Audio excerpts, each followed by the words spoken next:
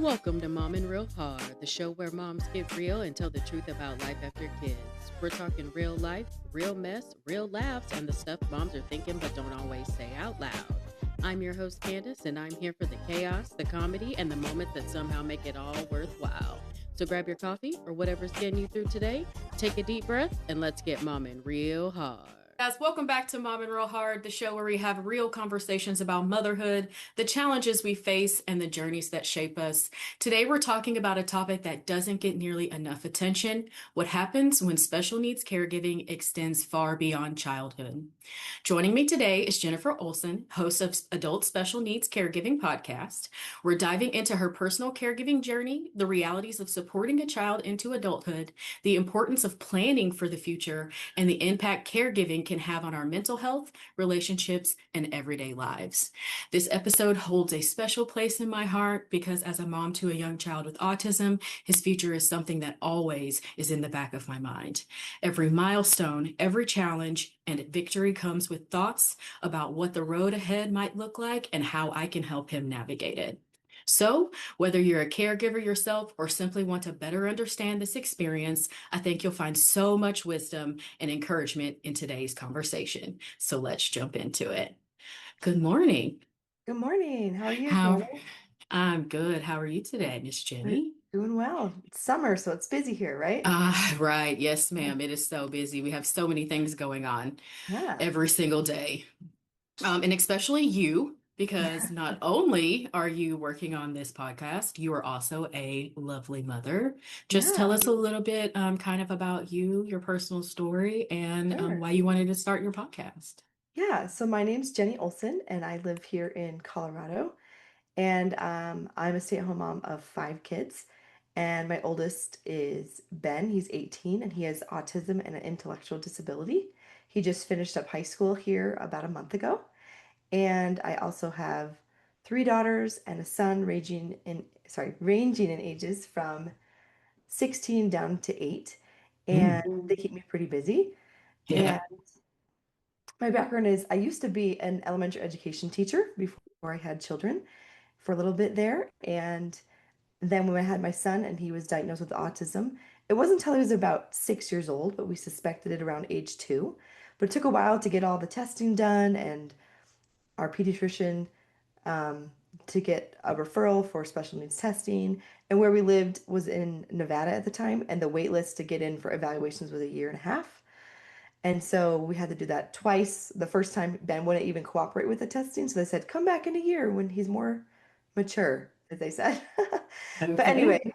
so there was a long journey to get him tested, and then the doors opened for services. And I don't know if you know, as a special needs mom yourself, once they have the official diagnosis, the doors open for all those therapies they need, services, um, and that kind of thing.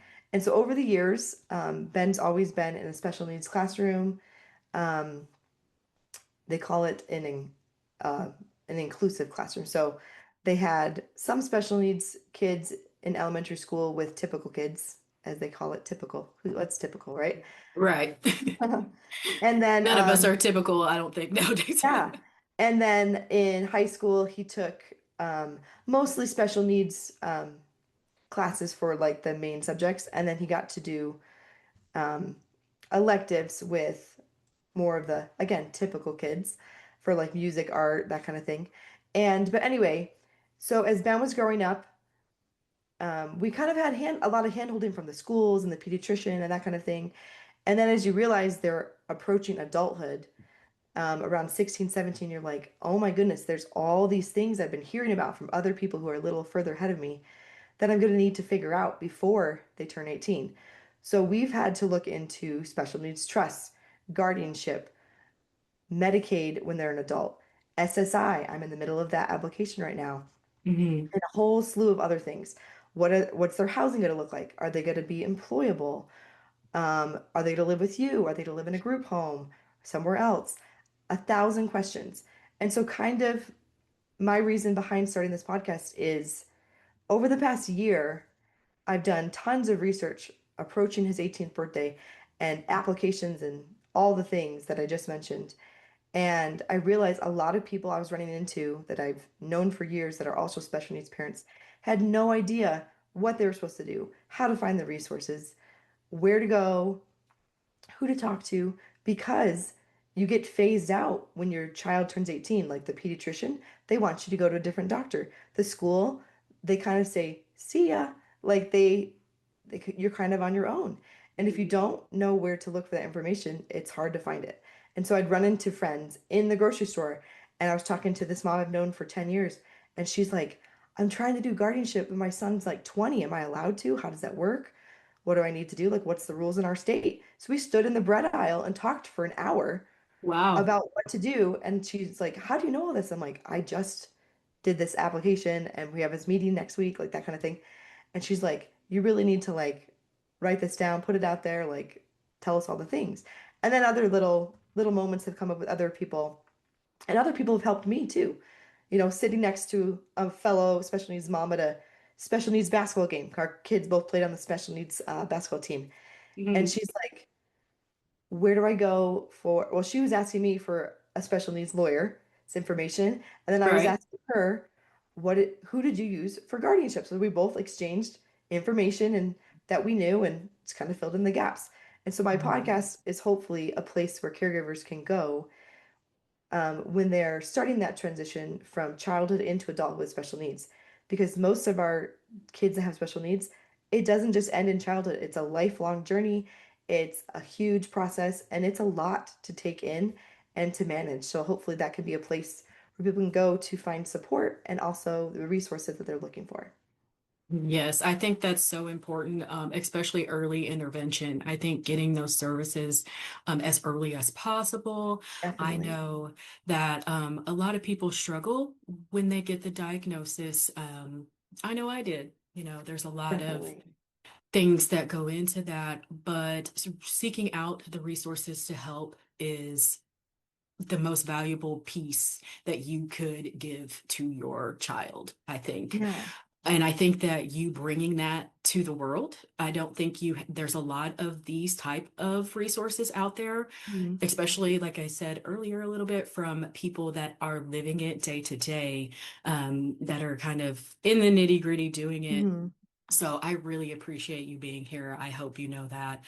And I Oh, think thanks so that, much. yeah, I think a lot of other mamas and other caregivers, it's not just moms, because there's Yeah. grandparents and dads, Hmm. also. But we'll get in a little bit into adulthood, but since I'm in a little bit of I mean, we're going into middle school because I kind of want to go Yeah. up to adulthood. So we're Sure. moving from elementary school. We did get a lot of services. Lyric finally graduated out of occupational therapy and speech therapy, and he is also in inclusion classes as well. Yeah. So can you kind of take me from just like the middle school? How was that when they started actually changing classes more Yeah. and having to interact more socially with their peers? How did that, like, how Yeah. did you guys navigate that? Yes. So in my son's school district, they try and foster as much independence as they can. And that looks Hmm. different for every kid with special needs, right? Right. And so my son, for the first, I think, 6 months of school, he didn't necessarily have a one-on-one aide because, they're short-staffed and that kind of thing. It's hard to do. And he didn't necessarily need one to go with him and stay in class the whole time. Hmm. But they would have an aide go with a couple kids at a time that maybe had the same group of kids for the same class next, and they would make sure they like got to class and got settled in, and then the aide would leave and go check on another class, and then maybe pop their head back in and see how things are going, kind of thing. Hmm. But there were a handful of classes where there was an aide the whole time. It depended on the class and the Right. kids in there. But eventually, my son Ben was able to navigate the school and get to his classes on time by himself, Awesome. that kind of thing. And he was really proud of it. I would hear about it from his teachers here and there and the aides that, Ben's so excited. He knows exactly where his math class is. And then he goes to PE and then lunch. And then, like, he knows what to do. And then the social things, that's kind of a mixed bag. And Hmm. middle school is a time when, they're starting to hit puberty and like they're starting to Right. um in general, most kids are fairly nice to my son, and I'm very grateful for that. But there are some kids who used to be friends who kind of fall away, and I think part of it is, they're all trying to find their place in the world and in their class and in their grade, and they don't want to be seen with the kid with special needs, or like they don't know how to interact because, my son, puberty hit him kind of hard, and he got more upset more easily and more frustrated and things, and as he's kind of starting to get out of puberty, I guess, his personality's kind of mellowed out, and he's a lot more easygoing and easier to be around, I would Yeah. say. Um, but some friends are just for a season and not for, a Lifetime. whole lifetime or whole school time. Um, Mhm. but then our school, our whole school district tries to be really inclusive. And they actually have a Be Kind campaign throughout the whole district. And they talk a lot about special needs and including everyone. And it's not just for special needs, but it's kind of the general picture or the overall picture. And they all have shirts that say Be Kind, and they wear them certain times of the year and they have a Be Kind week, and they um, talk about different types of special needs and try to include people. They have inclusive sports starting in high school that you can join, Oh, and it's for all abilities. There's kids who are more medically complex and are nonverbal and in wheelchairs and have, like, things like cerebral palsy, that's amazing. and they have their peers that are more typical. I hate saying that, but that's kind of how, I don't know how to explain it otherwise, Yeah. come in and do the sports with them. They also have a unified PE class with the typical kids come in and they have PE classes like that, art, music, a lot of the electives. They have an option where the more mainstream kids can come in to the classes and help the special needs have fun in those elective classes and extracurriculars and sports. And my daughter, who's 16, has done the unified sports and PE class with her brother, and that's been really fun Oh, and cool. wonderful for them. And um, they do have siblings not paired together, so she does have to help someone else, which is great. They're still siblings. They still, get after each other a little bit, but it's nice to see um, the community come together and try and, you know, kind of just show everyone that it's wonderful to include everybody and that they're not that different from you. And Right. they are, but they aren't. They still want friends. They still want to get along and have conversations and enjoy coming to school. And they want to play sports and join the choir and, go on field trips, like all these things. All the And same things. not every school has that program. And it's not necessarily that they have to, but sometimes um, I've even seen parents of kids with special needs come into the school in middle school and high school and just say, "This I'm so and so's mom. I wanted to teach your class about about my child, and these are things that they love to do or things they struggle with and how we can help them." And sometimes that fosters a lot of understanding and more acceptance and that kind of thing. I've never personally done that. I've let teachers know those kind of things, but I've never done that. But I've seen other people do that. And sometimes that can help. You kind of have to play it by ear with your child and their school. And how does school look for your child lyric so far? Like, what do you see coming Mhm. up? So we had a rough go in Mm. school early on, and we recently, 2 years ago, moved because he was being bullied so badly. Oh, that's so hard. To So the sorry. point, yeah, to the point, sorry, I don't want to get emotional, but to Oh, the it's point he okay. had to have a personal protection plan just to Oh, go into the school I'm building. so sorry. Yeah. Yeah. So those were some really hard days and times as a Yeah. parent. Of course, for him, I'm sure, it was miserable and awful.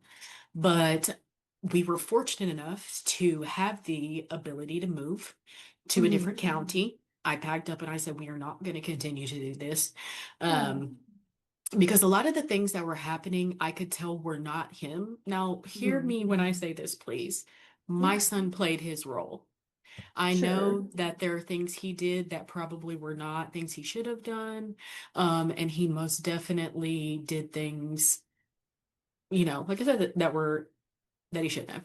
Hmm. But it was a lot to do with what was being done to him in Sure. retaliation. And I kind of picked up on that. My son Yeah. had bite marks. He would have pencil stab marks. Like, so I knew there Yeah, something was happening. It wasn't just definitely. what they were trying to paint, but they were trying to paint it as him. So Hmm. thankfully, long story short, sorry, Yeah. No, we you're got good. to, we had the resources. We were able to move to a different county. We found our elementary school that was a saving grace. They have Oh, been so kind. All the kids there are so kind. They have kind of completely just changed my world when it comes to yeah. schools. And, I used to get a phone call from his old school every day. I maybe have gotten 4 to 5 phone calls in 2 years Yeah. from his new school. Yeah. So that tells me it wasn't all him. It was about his Definitely. environment, what was happening, and things that were going on. Um, not every, like I said, not every family has the resource to do that, which is Sure. unfortunate, but that's why I feel like advocating those resources. I was almost to the point of, taking it further and having a Sure. lawyer and things and that nature. But to me, I didn't feel like it was going to solve anything because money wasn't going to change the root problem. Sure. They needed more education, they needed more help, they needed more resources um, to help the children that they had there, and they just did not have the funds to do that as the school system. And that's unfortunate for all of the children that are still there. I hope that they Yes. can find those resources, but that's why resource like podcasts and your podcast and talking Mhm. about this is so beneficial, so these stories can kind of get out here. And just, if you guys are struggling with things like this, I know when I was going through it, I didn't know anybody that was kind of going Yeah. through anything similar to my situation. But as I've kind of put more of this out there, I've realized that there are a lot of mothers of autistic children. It's not even autism, it's not just Sure. autism, Yeah. ADHD, ODD. There are so many, disorders, mental health disorders nowadays that these children are having. And I feel like the teachers just don't really have the resources to handle them. Hmm. Um, but well, I think it's getting better, hopefully. Whenever I'm hoping that middle school is going to be great. Yeah. We did go visit. I have been super worried about it. Uh-huh. But he seems super excited about it. Yeah. Lyric is uniquely himself, and he does not Love care that. who is watching him. Yeah. He is gonna do what he wants. So, and he loves band. So he wants to be a drummer.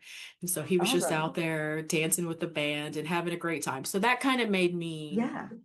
feel a little better. But it is scary. I am worried about it because it's a larger, Hmm. they're older kids. There's more emotions, more feelings, Yeah. more Hmm. things going on. Um, so it's kind of a lot, but I hope it Yeah. works out well. I'm glad that your school has those programs. I wish our schools here did, Hmm. because a lot of children would benefit from that. And not just the children with special needs. I Yeah. think that the neurotypical children, I know you say we don't like saying that, but Yeah. the neurotypical Hmm. children, I think they would benefit from learning how to interact with children with, I call them differabilities, Uh-huh. because not everybody is, there are some people on the spectrum that are disabled that need full-time care and, have medical disabilities. But for some Sure. of the spectrum, it is just different. We're just a Yeah. little different, Love right? that. Yeah, so differabilities. And I think it's healthy for Hmm. neurotypical children to spend time with them and kind of see how they play, learn how Definitely. they do things. I think it might give them a little bit more insight and make them a little bit more kind Yeah. and empathetic if they just kind of hung out with them for a bit. Yeah. The weirdos are fun.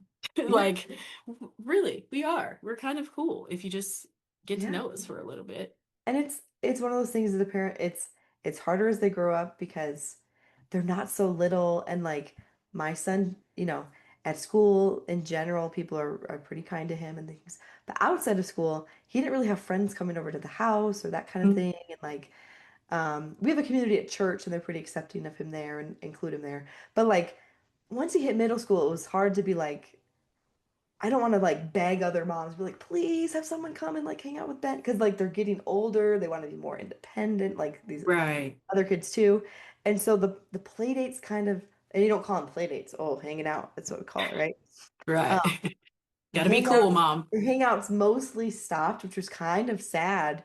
But if you knew my son, he didn't seem to care that much. Like he was fine just hanging out with the family and seeing church kids. Like they have a youth night once a week kind of thing, and then at Sunday services.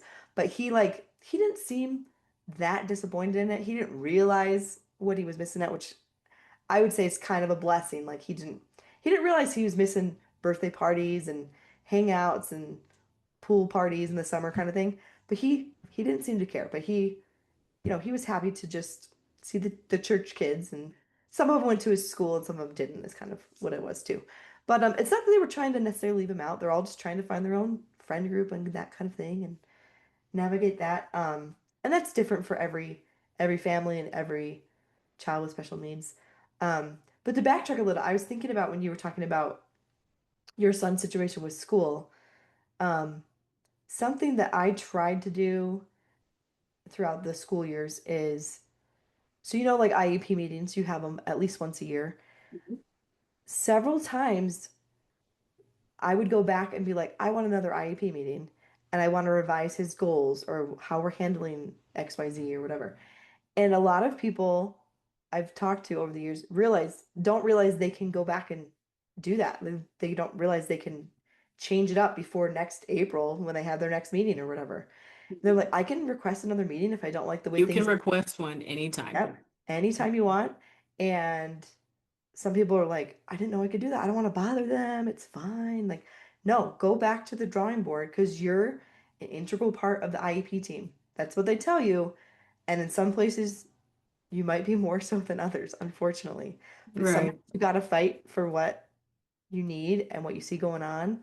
And some years, the IEP was great and it was fine. Other times, I'm like, let's go back and do this again and figure it out or change up this goal or change, how we're navigating classes or social stuff and that kind of thing. And IEPs too aren't just for academics. They're for social, emotional, physical, Right.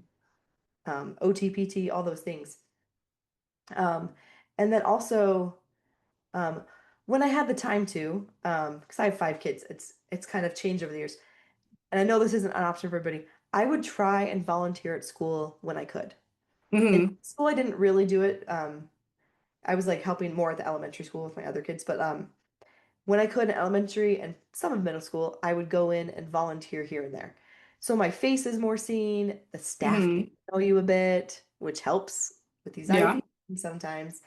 And then also sometimes you get to see a little bit of a bird's eye view of how your kid is at school.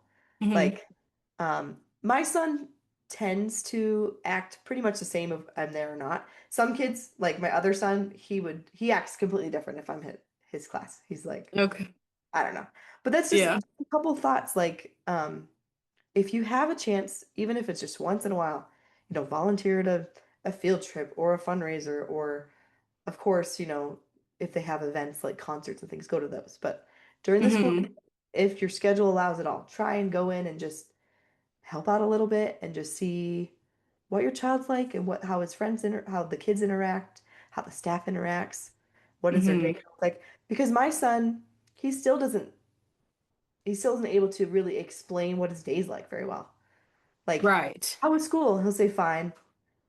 And if I That's what drag I him out, get a he lot might of. say, we learned Fine. addition or something, but he won't tell me the good, the bad, whatever.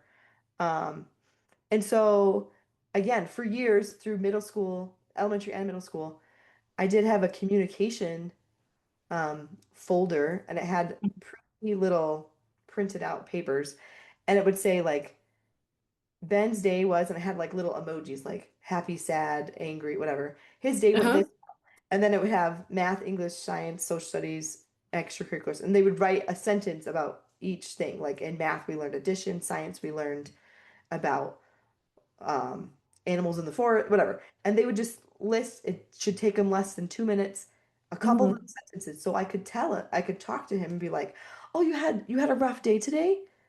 Like, and they might So write what you. happened. And then like a couple Okay. sentences. because email's hard and phone calls are hard, or Right. like I could say, "Oh, you're learning about space and science," and then I could kind of like try and get a little something out of him about school. Um, Mm-hmm. and it was just like a half sheet, like two or three on a page, and it was like one of those folders with like the little metal brads, kind of thing. And they Yeah. just fill out a little quick do do do. And some days they forgot. They're supposed to do it every day, but like I gave them grace because I used to teach. It's busy, but more times Mm-hmm. than not, they would fill it out, and it was I had it in his IEP, the communication log, that's what we called it. And it helped because then I could like get him to tell me a little bit more about his day and that kind of thing, and Right. I just the actually thought really to throw it like out that. there. And you could ask for it to be an email or a phone call. I thought the little paper thing was like they just threw it in his backpack and I could look at it Yeah. when I had a chance. But it was just something. I mean, my son is verbal, but he wouldn't tell me about his day, and I always wanted to know how is Right. your day going? Is it good, bad, okay? Were you getting along with people? Were people being nice to you? Did you, you know, he used to have tougher behaviors, and I want to know about it. And Right. I remember those phone calls, the phone number coming up on my phone. I'm like, oh, it's the school. Okay, here we go. And you're like, hello. And then you're like, what are you gonna tell me now? And it was almost always not good news. Right. Um, Exactly. and it's, you hold your breath and you're like, okay. And sometimes you're like, oh my goodness, that's terrible or crazy, or you have to go get them or whatever. And Yeah. not that communication like fixed it all, but it just kind of gave me a baseline of how was your day and what did you learn and what's going on. And it helped. And I think for high school, they wanted him to have a bit more independence, and he did start telling me more about his day. It's kind of why we like Mm-hmm. phased it out, the communication log. But it's just an idea I'm throwing out there for those parents who want to know what's going on day to day. Yeah. I think So, also too the parent involvement piece is so important. mhm. And as much as you can get involved with knowing what is actually going on, Yeah. that is how you can create a plan for success. Hmm. Building a future, especially when they're younger, it's important. You need to start planning for that future. I would say, I mean, mid elementary to middle school, still start planning to me, because Hmm. you're starting those IEPs, you're starting that 504, those, if you have a 504, whichever, Sure. and trying to set those standards and expectations. But I think the most important piece is that collaboration with you and the teacher or the school. Hmm. So I like that communication, like the communication log, so Yeah. you can stay kind of connected with each other. I Yeah. think that's a very important piece. Yep. And I think actually now too, there was a little spot, a couple lines where I could write a note back. So I could say like, you know, Ben had a great night and we went to the park and we did his math worksheet. I'd write something like that. Or I Hmm. could write the opposite. Ben had a rough night, or this morning he's upset because we couldn't find his favorite socks or whatever. Like I could write a note back to the school and just send it without sending an email. Um, Hmm. and so they would look at it and be like, oh, he had a rough morning. We're going to give him a little bit more grace or a little bit more patience. Because sometimes you Right. don't have time. Because I have five kids, I'm getting out the door. I don't always have time to call or text or like, you know, let the school know by That 7 p.m. something's going Here's the on. bus coming. Right. Um, just a thought, like to see if your school is willing to do it. I don't think it was a big ask.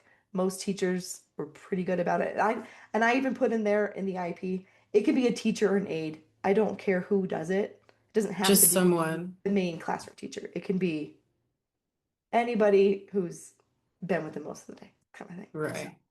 um, Yeah. but yeah, it was helpful. So, or Yeah. why you started your YouTube channel too. I really wanted to start Mom and Real Hard because when I was going through my first pregnancy, I had a very rough go. Hmm. I was dealing with a very toxic relationship with someone who was struggling with active addiction. I was trying to be a single parent, or knew I was going to be a single parent. I was pregnant, working two jobs. I was an Oh. EMT at that time, so I was, I was working from like 4 a.m. to 4 p.m. Then I would come home, Mhm. sleep for 3 hours, and work from 11 p.m. to 7 a.m. Oh, wow. Yeah, yeah, just to kind of pay the bills. So, Yeah. dealing with that. And then, I had a very difficult birth experience, and I almost died. I almost didn't make it Mhm. through that. Unfortunately, well, not unfortunately, I am here. So fortunately, Yeah. I did make it through that experience, but then obviously then came the postpartum Mm. depression. Yeah. So once I finally, and I keep saying this a lot, is I don't realize that had postpartum until after I kind of got Sure. out of it. Yeah. After looking back at what was going through, I was doing some crazy things. Mhm. But finally, I kind of pulled myself out. I met my husband, Travis. He was a very pivotal piece of of helping me build my confidence back. I will give him his flowers for that. And I definitely do appreciate that. And we started building a very strong foundation. And then I had Riker. That Mhm. experience, there's a 10-year age gap from Uh-huh. them. So it was wild and crazy to decide to have another baby Yeah. 10 years later. But she, her birth was great. I had a scheduled C-section. We rolled Yeah. in, and 24 minutes later, she was here. Uh-huh. So Yep. that was fine. Yeah. And I've noticed I don't think she is on the spectrum. She might have some other things down the Uh-huh. road. You never know, but I will tell you the one reason, and I think this is weird for me, and I want you to tell me if this has been your experience too. Mhm. So the one reason I say that is the eye contact. Mm. So when Lyric was younger, he never, and he still doesn't very much. He Mhm. does not look me in my eyes. Uh-huh. There's no like connection there. Um, Riker, she will just dead stare me just in my face. Like I know she's piercing through my soul. Yeah. And just the curiousness and kind of her milestone, she's hit all of her milestones Yeah. earlier probably than most children. And so right now I don't have any concerns for her developmentally. But you never know. There's some things we could. Yeah. But now that I have kind of healed, I wanted to give people that were struggling like me a place to know that they weren't alone, that there were other people out there going through the same things that they were, and hopefully try to help them through it, whatever way that is, whether it's listening, whether that's providing resources like this. Mhm. I'm telling you, there's so many groups I see of children or mothers with children on the spectrum that are like, help me, please, somebody. I need resources. I need help. This is hard. Sure. It is hard. Yeah. It is hard. Parenting in general is hard. Mhm. But when you throw in the special needs piece, that's a whole Oh yeah. different ballgame. Oh yeah. Um, and your village is so important. Who you surround yourself with is so important. And a lot of people don't have that. A lot of people don't have a village. So I wanted to kind of be that village for everyone. And I wanted to just be a sounding board and a resource giver and Yeah. kind of what I needed during that time. So that's why I wanted to do this. And it's been Yeah. an incredible journey so far. It's kind of been my own form of therapy. Yeah. Because one thing I would love to talk to you about is kind of how you take care of yourself Mm. when you're trying to, especially you, mama. I mean, you've got five, Yeah. you know. So where does that self-care come in? What are you doing to actively pour into yourself? Because I mean, yes, we do things and we know we have to get them done, but we can't continuously pour from an empty cup because Yeah. when we're just gonna, one day we're just gonna explode. So Yeah. I would love to know what are some of the things that you do, some of the tips and tricks you can give others if you're just having a hard day, Yeah. to take care of you. Yeah.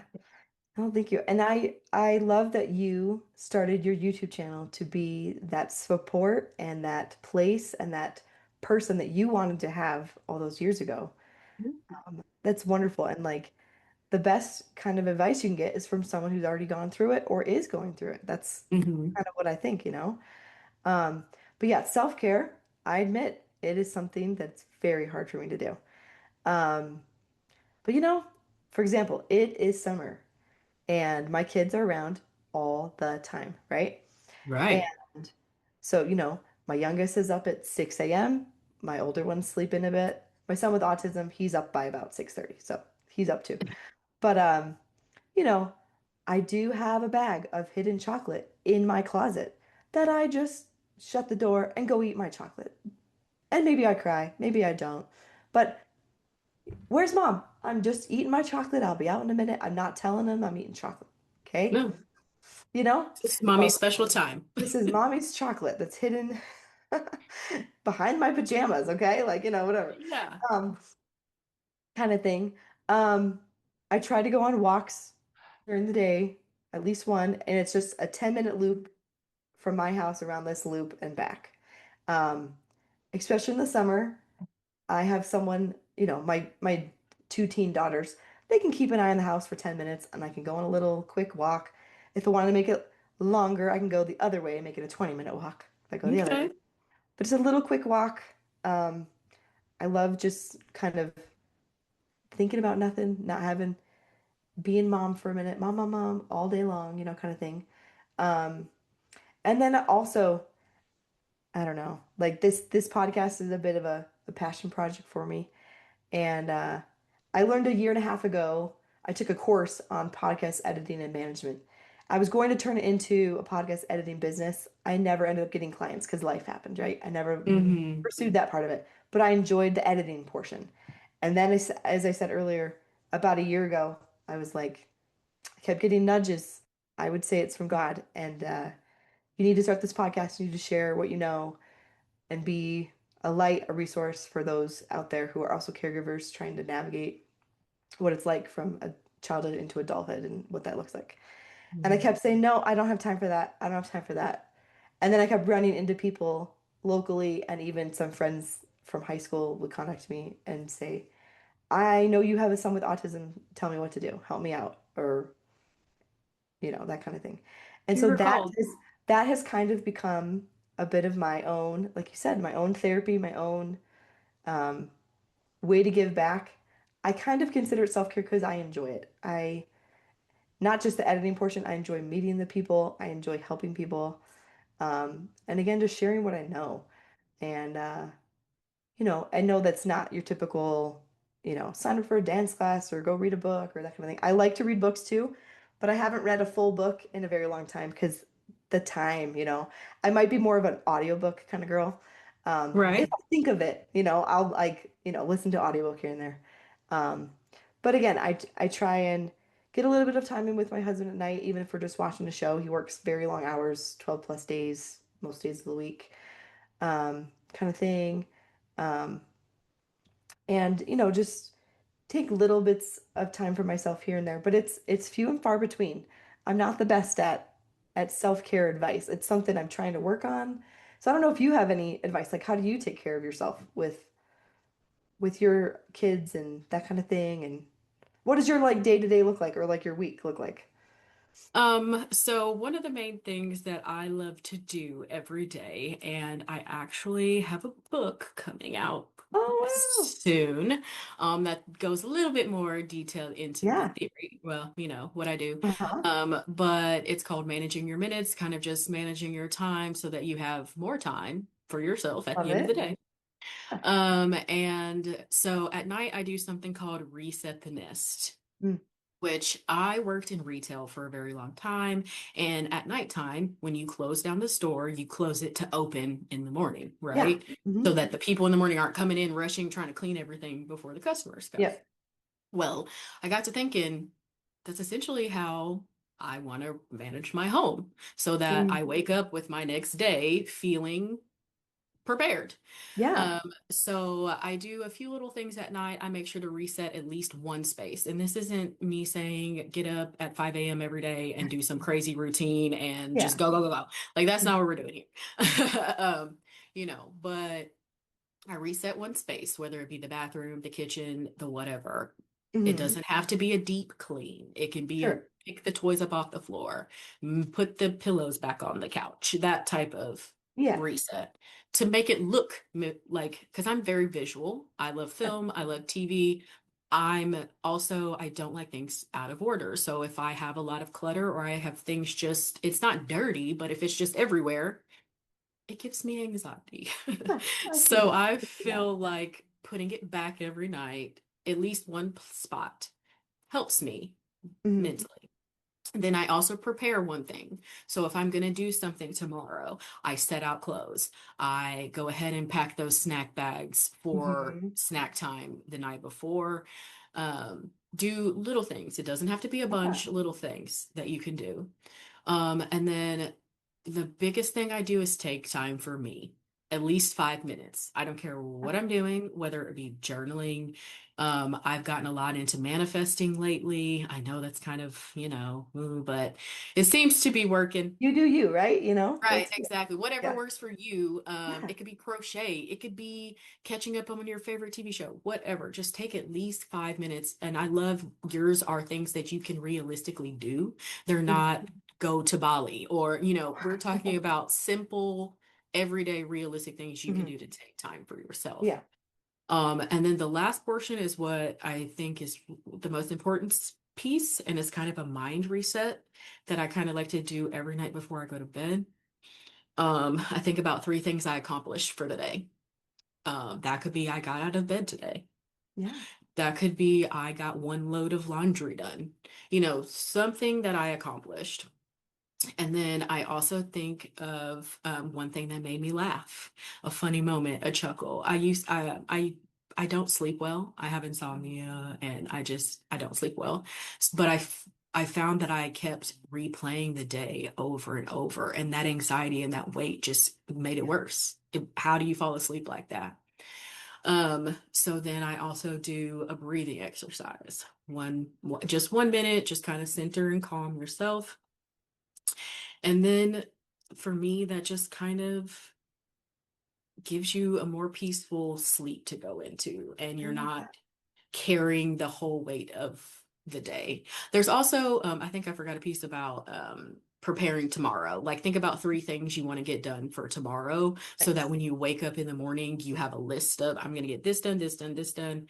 Um, that ties into prioritizing tasks, which is the part two before. But if you read the whole Yeah. thing, it all pulls together. Amazing. But You're yeah, like so setting yourself up for success for like calming down for the day and reflecting on it and then starting out fresh and ready to go and knowing what you want to do and accomplish. I love that. yeah, intentional. It's about Yeah. intentionally managing your time so your time doesn't manage you and Hmm. allowing you to take control over yourself and give yourself more time. Because that's really, Yeah. I didn't have any time. I was like, how am I ever supposed to get anything I want done? Yeah. But it was because I was kind of misprioritizing the day that I had, and I just wasn't planning it intentionally. But now I do, and it's helped me a lot. It might not be for everybody, and that's fine, but I've learned that it works for me, and I just wanted to share it with everybody else. No, I love that. Do you have a title for your book and a rough date of when it's coming out? Yes, so it's called Managing Your Minutes, the complete mom's guide to taking back your day 1 minute at a time. Um, and hopefully within the next month or so. Wow. Yeah. Yes, That's so amazing. very, Yeah. very soon. I am actually working with another incredible mom. She started her own independent publishing company, and she is just amazing. She is very fast. She very efficient, always responds, and she knows what it's like to be, she's a single mama. So I was Yeah. just very fortunate that I found her. I love that. That's Yeah. exciting for you. But I did have a question for you because you were Yeah. talking about your relationships and marriages. And that's one thing I Mhm. wanted to, a quick question on that. How can caregiving impact your relationship or marriage? And what has helped you and your partner navigate those challenges? Yeah.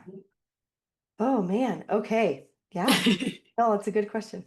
So my husband's name is Seth, and we've been married. We just celebrated our 20th wedding anniversary. So Wow. Oh, So yay. yeah, we met in college, and I'm from New York and he's from California, and we met at school in Utah. So anyway, we got married in college and then Mhm. had our first son, Ben, a week after we graduated college. So I was pregnant my last year of college. So yeah. But anyway, so we joke that we've kind of uh finished growing up together because we got married young and started our family young, and we've learned a lot from each other, and there's a lot of give and take when it comes to, I guess, responsibilities kind of thing. And we decided long ago that ideally once we had kids, I wanted to be a stay-at-home mom. At least the plan originally was through like maybe elementary school, and I might go back to teaching. And then we had Ben, and then within a couple years we realized he probably, we thought around when he was 2.5, oh, we think he has autism, and then he officially got diagnosed, and then we had a whole slew of therapies, you know, for years and years and years, and appointments and all the things.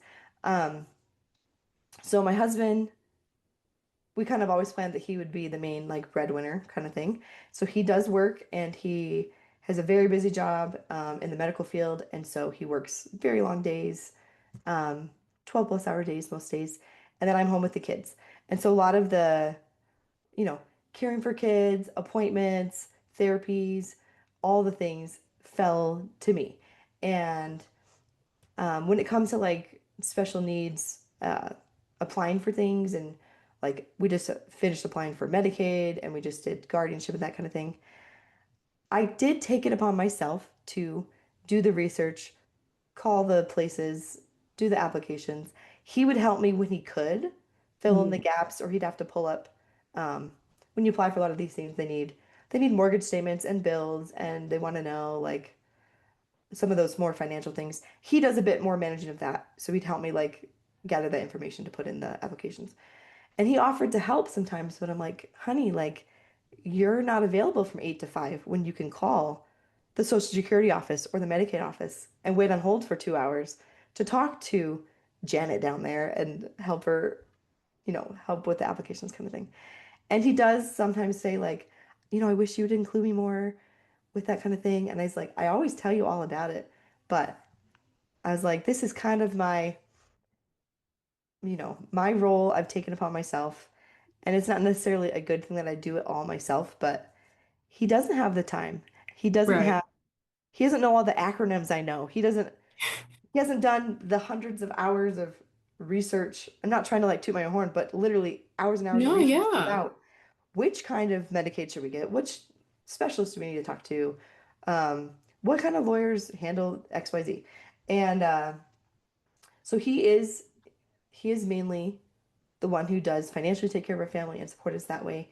But then when he does come home, he does his very best, even if it's late, to turn off or take off, that hat of work, and just be husband and just be the dad. And he's the fun one. He's the one that brings the joy and the fun, and the kids are so excited to see dad, or if he has a day off, like he has tomorrow off, and they're so excited that dad has No. tomorrow off, and they're like, "Can we go to the pool?" And I'm like, "Probably, dad will probably take you to the pool, and we'll all go and have a fun day and make it a thing."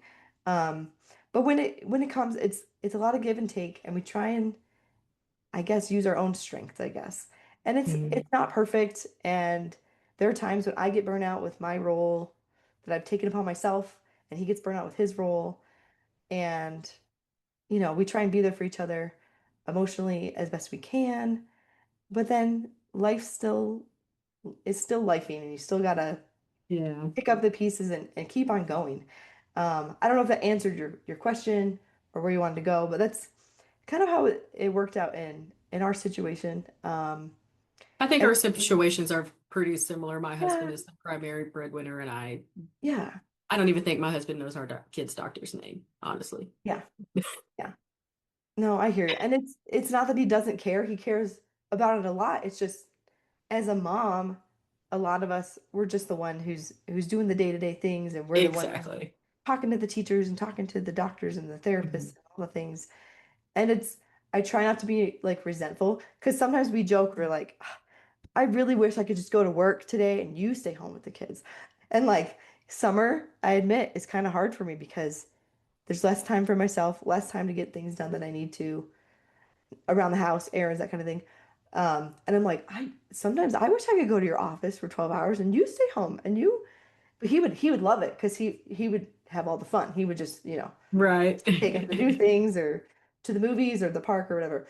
Um, but we try and show gratitude and just be grateful for each other and the strengths and roles that we have. And um, it's not perfect. I'm not trying to paint it that way.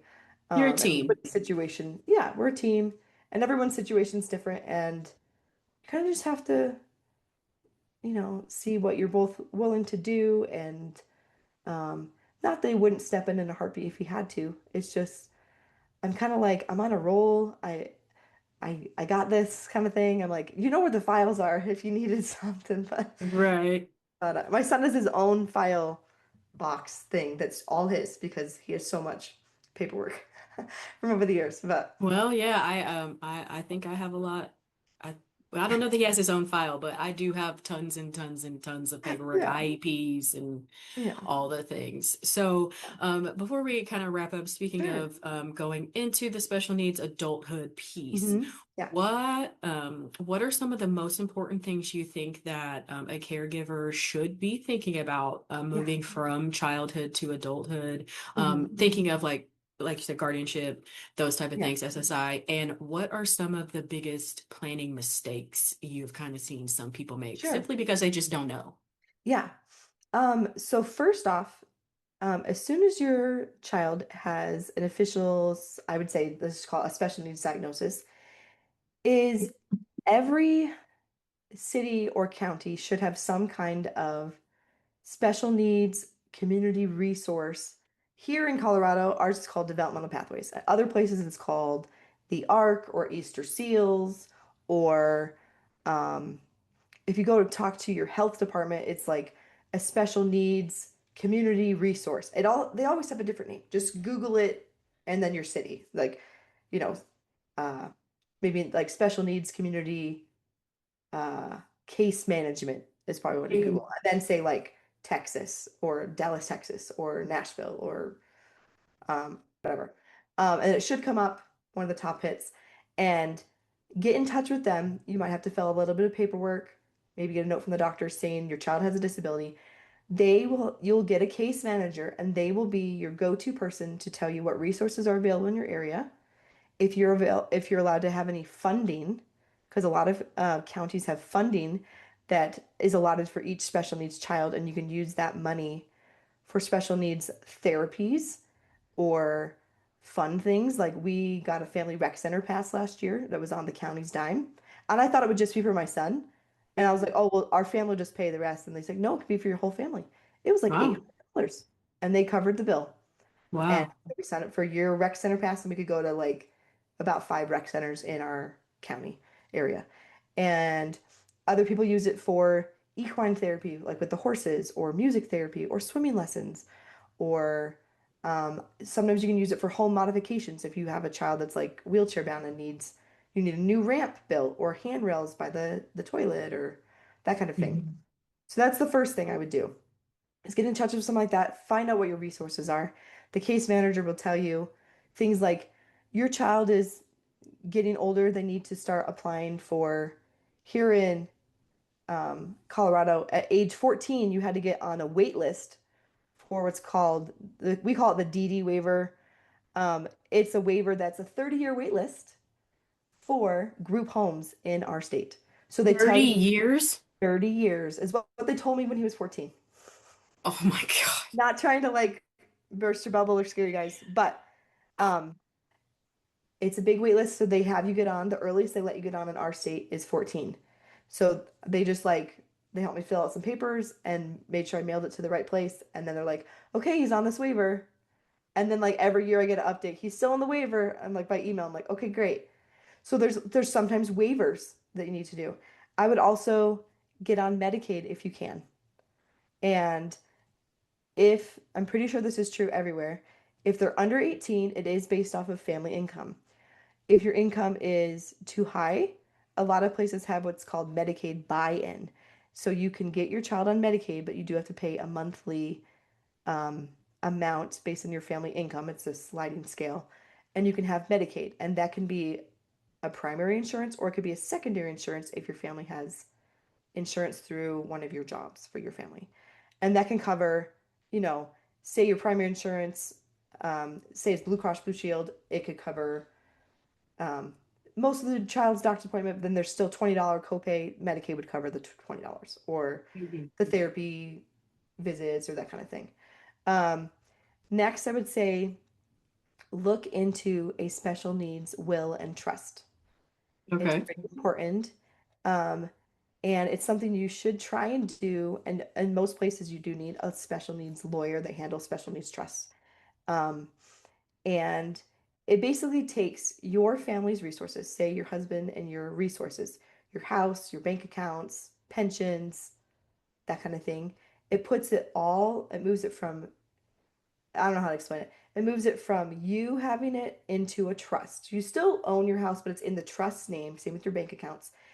And then, if something, God forbid, happens to you, the money from the special needs trust would automatically, if you set up this way, go to your children, but it doesn't penalize them from getting state benefits like Medicaid, Social Security when they're older, Oh. um, any of those kind of like money from the state, mainly like Social Security type thing.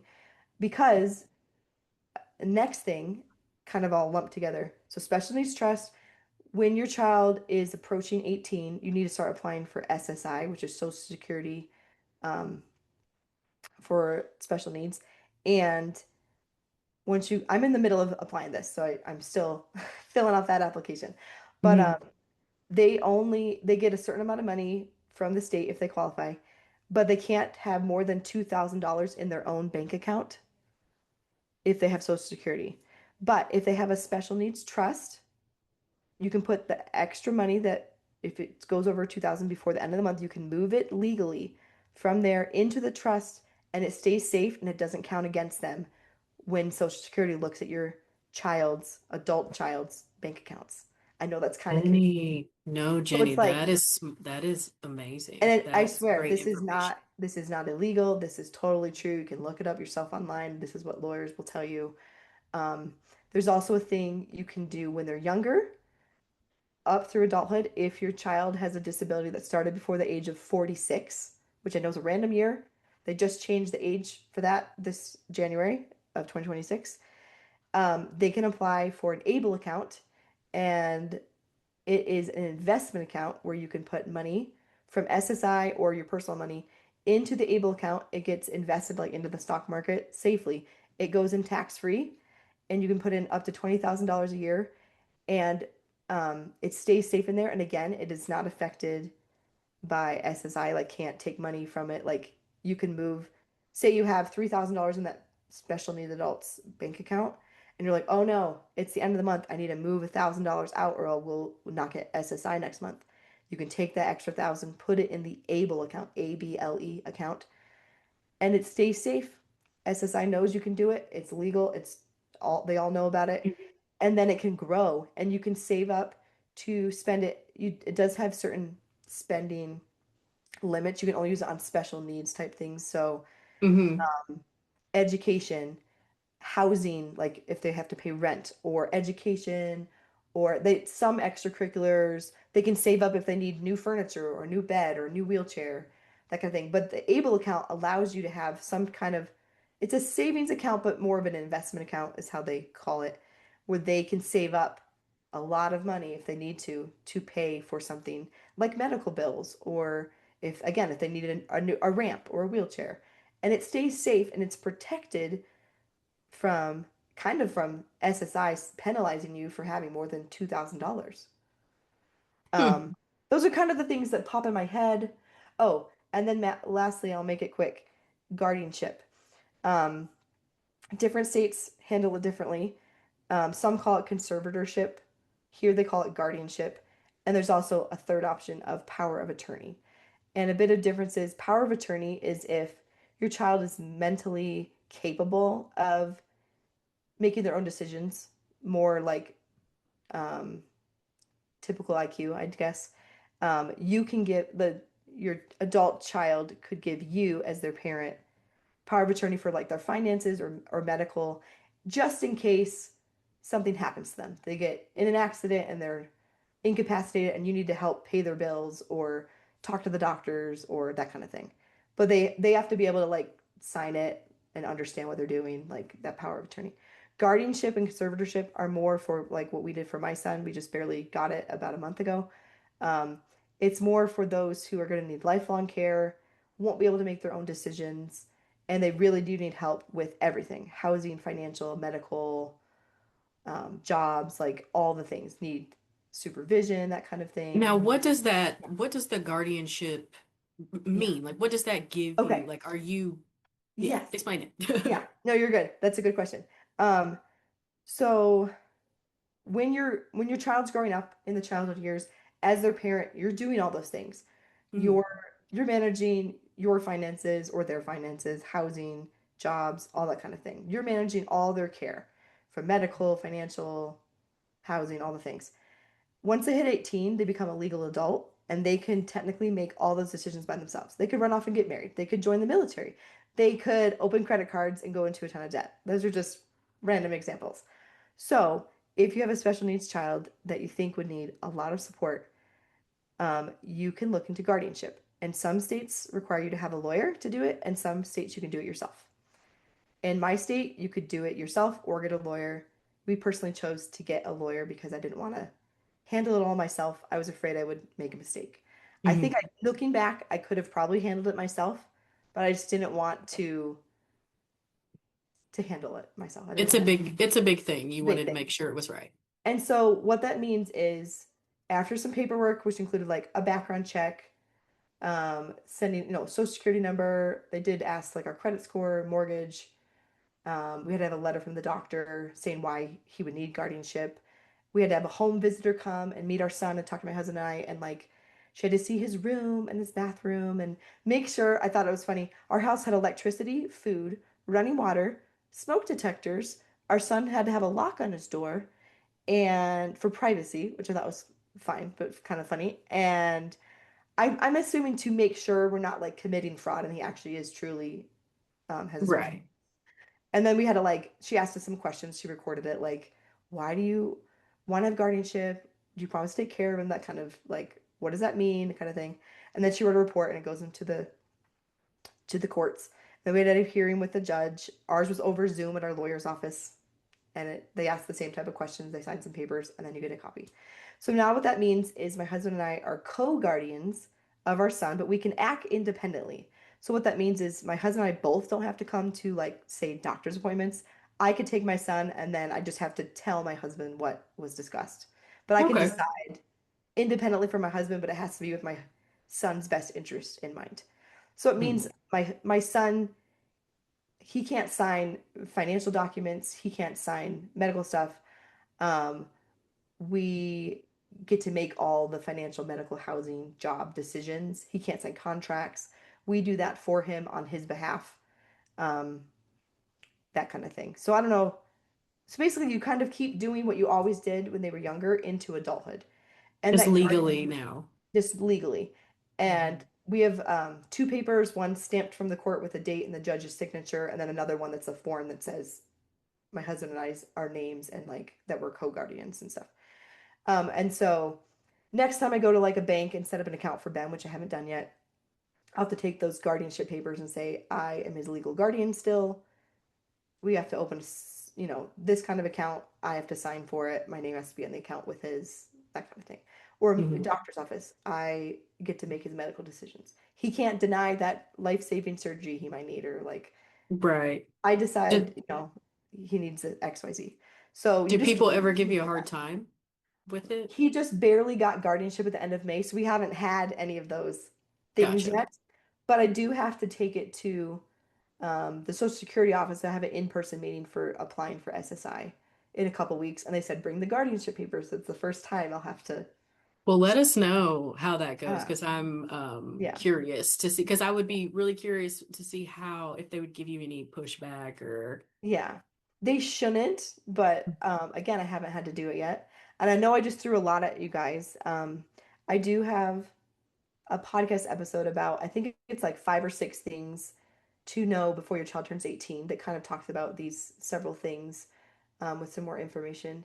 And again, it does vary from state to state what that looks like, but in general, every state has something similar to those Mhm. things. Um, and it's just like you want to make sure you have the resources that are available to you in your area and that you know what you can get and how you can help your child. But I don't want to overwhelm people, but some of those things are kind of way in the future, and some of those things you maybe want to look into sooner. Um, but again, it's just some of those things that sometimes help you sleep at night to just know a little bit about and put it in the back of your mind. Like guardianship, they told us to look into it when he was 17. So they're like, okay, when he's 17, start calling lawyers, start looking into how this works. And then we finally called a lawyer about 8 months before he turned 18, and she's like, takes about 6 months in our county to get this process done. So come back in December. So we talked to her in December and started the process. Um, Gotcha. but some of those things take time, and some of them are quicker. Um, but it's just some of those things you don't know about till you know about it. Yeah. Well, And where can my yeah, listeners that have not heard your podcast yet find your sure. podcast? Yeah. So my podcast can be found on any podcast platform, but it's called Adult Special Needs Caregiving with Jennifer Olson. I don't think I wrote Jenny, but Jennifer Olson. And I also have an Instagram that's the same name at Adult Special Needs Caregiving. Yeah, so that's where you can find me. And yeah, you guys can always send me a message on there and I can steer you in the right direction if you need help finding resources and that kind of thing. So Yeah, that would be a very big resource. Are you okay with people reaching out and that's if fine. they okay, cool. Yeah. Well, for my final kind of question here, Sure. what would you say to a mom listening right now who feels exhausted, isolated, or kind of worried about the future? What advice would you give her? Okay. Yeah. No, I would just say we have all been there and you're not alone. And, you might have to go in your closet and eat that hidden chocolate and go on that walk or sit in your car at the grocery store and cry for a minute.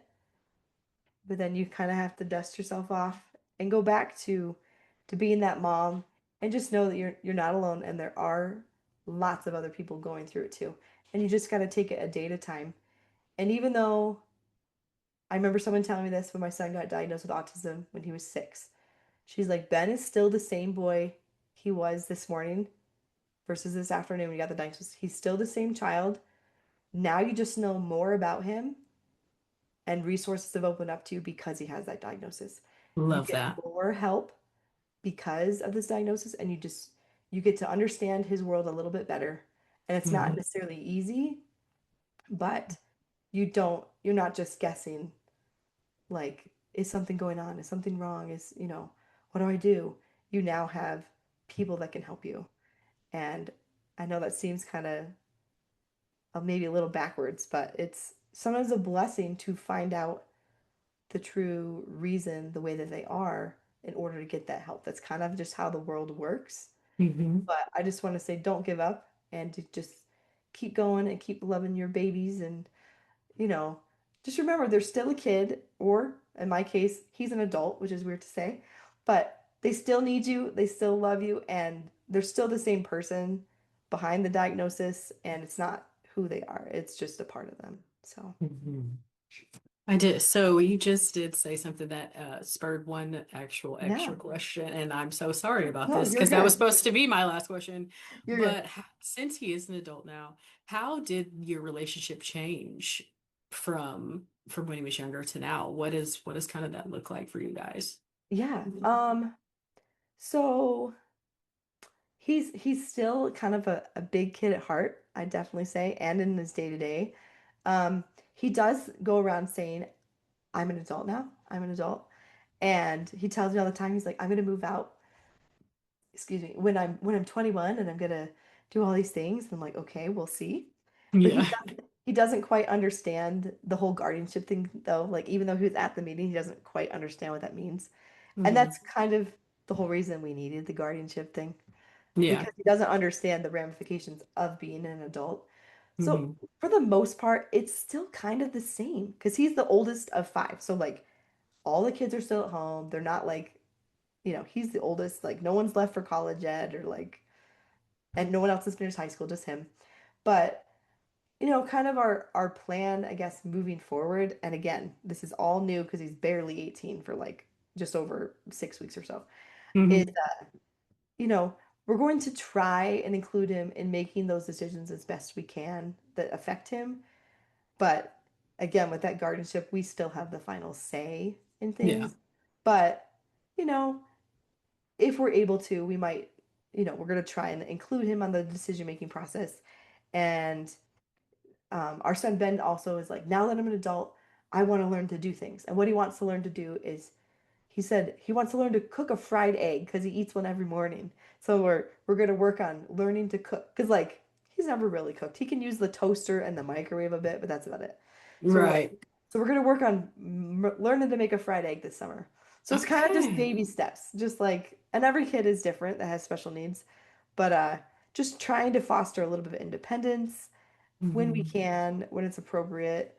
But again, I'm not gonna let him rent out and get a car or Right. that kind of thing. Or he doesn't have a driver's license anyway. So, you know what I mean? Like, just, I Yeah. guess, trying to treat him more like an adult, but it is still hard because the family dynamic's still the same. He's not moving out. He's going to be at home and all these things. Like, he's still Hmm. around. He's still, oh, my Gotta baby find that is, balance. yeah. Yeah. I swear my baby was just in kindergarten and now he's graduating high school. So, yeah. What happened? I got to grow What up, happened? right? Right. So, Well, Jenny, thank you so much for joining yeah, us thank today and you. for sharing your Yeah, story thank and you, your Sue. insights and your heart. Yeah, It was so much fun to talk to you. that You was great have too. so much amazing knowledge, and I hope all of my listeners go over and listen to your podcast, especially those mamas that are caregivers of babies with special needs, because I think preparing for the future is incredibly important, and you should Yeah, start as soon as you know. So. definitely. And I'll definitely share your channel with my people too. So, Oh, thank you. I appreciate that. yeah. Yes. I just want to make sure that people know they're not alone and Oh, thanks. we Yeah. can all support each other together. Yeah. Because I mean, conversations like this remind us how important it is to support caregivers, prepare for the future, and give ourselves grace Yeah. through every stage of Yeah. our journey. All right, mamas. Well, if today's conversation spoke to you, be sure to check out Jenny's podcast, Adult Special Needs Caregiving, and follow along with the incredible work she's doing to support and encourage caregivers everywhere. We'll have all of her information linked in the show notes. Thank you so much for spending time with us today. We're really glad you're here. We'll see you all next week. Make sure to like and subscribe so you don't miss a single episode. And until next time, remember, you're not alone and you are doing better than you think. Bye. Bye.